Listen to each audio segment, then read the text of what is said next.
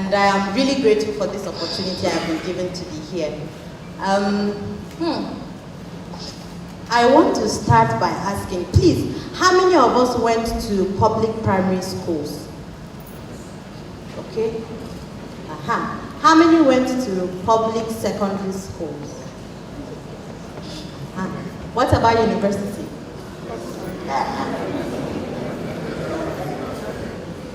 Now, how many of us work in the public sector?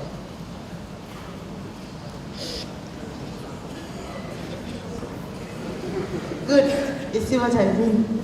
Okay. For me, I feel that by virtue of being here, it means you are good at what you do for you to be here. But then you are in the private sector. And if we're talking about schooling without learning, I am thinking about public education here. Because even though I know it is the government's responsibility to educate its citizenry, we're still having to rely on the private sector to help educate our children. And I feel they do it better than the public sector. And the percentage of people that have the opportunity to go to private schools is really small compared to those that go to the public sector. And they are the ones that move the economy. Those that do not have the opportunity to go to private schools to really learn what they need to learn in schools are the ones that have the power, let me use that word, to move the economy. I want to talk about these Kaduna State teachers. I am from Kaduna. I came from Kaduna. I believe they don't belong in the classroom for them not to have passed the exam that they were given. So unless something is done, it's just a symptom that they're trying to, not really the disease itself. Let me try and paint a picture. I grew up in a southern Kaduna village called Samarukata. All my life I have lived there. And I believe I am able to stand here because I had the opportunity to go to a private school. If I had gone to the public schools in my village, you would not have heard of me. Because the schools there, you know, we keep saying that we have how many thousand schools. I don't believe we have 21st century schools. And unless the problem is solved at the foundation laying process, we will just keep running in circles and nothing will really be done. Because a child goes to primary 1, they do not have any social skills to begin with. They do not have any preschool experience. Nothing prepares them for elementary school. But then they get to primary 1, they cannot read, they cannot write. Foundation has not been laid, but they are in primary school. They push through primary 1, 2, 3, 4, 5, 6. They get to primary 6. They still cannot read nor write. It is not a story. They still cannot read nor write. Now, they manage to get to secondary school. I don't know how, maybe thanks to exam malpractice. They get to secondary school. They keep pushing again. Because you cannot read, you cannot write. Independent learning cannot happen. There is no curiosity enough to want to learn. Nothing is really, motivation is not there. They manage to finish secondary school. Now, some of them pass WAEC with credits and all, but they cannot defend that WAEC. Why? Exam malpractice. Because teachers help them write, right, from the textbooks. And then they are able to write JAM. But because you cannot cheat that much in JAM, they hardly make the scores that will allow them go to the university.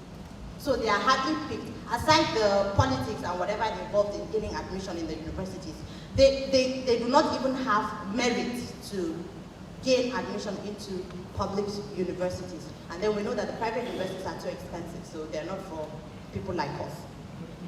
So they end up being sent to where? College of Education. So they go to the College of Education. Now we know that the College of Education is not where you will learn to read and write. It's not where you will be taught how to have comprehension skills, how to do composition and all those things that will aid your learning. That's not where that is taught, because it is with the belief that for you to have gotten to the College of Education, that foundation must have been laid somewhere for you to get there. So nobody really helps you to learn. So they do all they can do to pass each year, each semester, until they are done with College of Education. And guess where they work? Primary school, where the foundation is laid. So they cannot give what they don't have. So they only repeat what they were given. So it keeps going and it keeps going. So unless we're able to solve that problem of teacher training and what happens at the teacher training level, I do not think we can really accomplish much. Because if we're able to solve the problems with primary education, we would not have plenty issues. Secondary education, we will not have plenty issues when it comes to tertiary education, because most of the issues that we're dealing with now would have been handled in that process. So I feel that is where the number one issue is. Now, I like that we have ideas as to how to solve the problem, but you know, sometimes we come up with ideas and then we just pick them and we run with them without really thinking about implementation and efficiency. The language issue that just go to the bush. If you want to poo, go to the bush. If you want to drink water in the school, please go to the neighbor, go and beg them for water. Because our schools do not have that provision. But we expect that if they go, they should fit in wherever they find themselves. So as it is, we're already limiting them. They cannot dream beyond. And I feel that an education that does not present the individual with an option, with many options, you know, to choose where to fit into the ladder of nation building, options to think outside the box, outside the realities that life presents to them or her, is not true education. I am able to leave my job in Abuja and resign and come back home because I got an education that opened my eyes to the options that I had. That I could actually do this instead of this, that I can do this instead of that, that I can be a solution to a problem.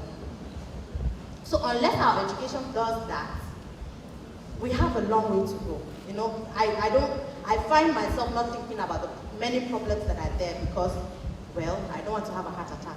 And I just believe in doing what I can do from where I am. And then in doing that, I'll invite others to see that there's a need to also take action, and then they do what they can do. I believe it's a collective responsibility. I'm not sure many of you know what happens in the public school next to you. Do you know? You might have an idea, but if you don't go and see it, you will not know. I had an idea before I left Abuja.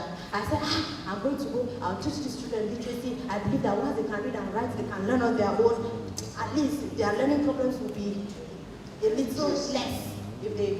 And then I packed my bags and I went back home. And then I invited them for rural English literacy, free English classes.